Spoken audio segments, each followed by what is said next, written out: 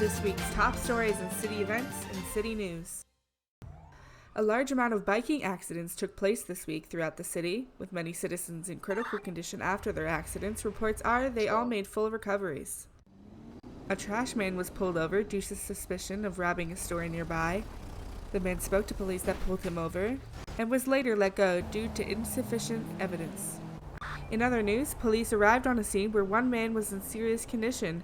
When the police were taking statements of the crime that took place inside the corner store, another citizen attempted to steal a police car but was unsuccessful and was later let go.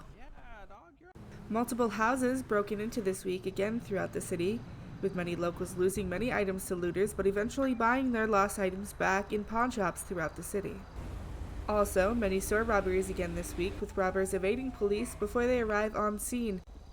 Some suspects have been caught this week in the middle of the robbery, and those suspects were taken into custody. The Magic Pussycat opened again this week. Many citizens attended the event, and with a local granny bartending, many citizens left feeling hungover and broke from tipping, but many citizens said they had a great time there. In other news, a citizen was found by this reporter being arrested on a rooftop in town.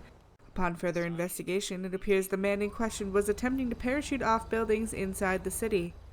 Officers handcuffed the man in question about the incident but was let go. He had this to say about the attempted parachute failure. I put my gun in my motorcycle and I jumped off and the parachute did not deploy and I ended up just like an ant on the pavement. Gunshots were reported at a local dealership this week. When police arrived on scene, no further shots took place, but they did question citizens on scene. In shorter news stories, a police officer was attacked by a local man in the city. The officer pulled out a strange weapon to defend himself.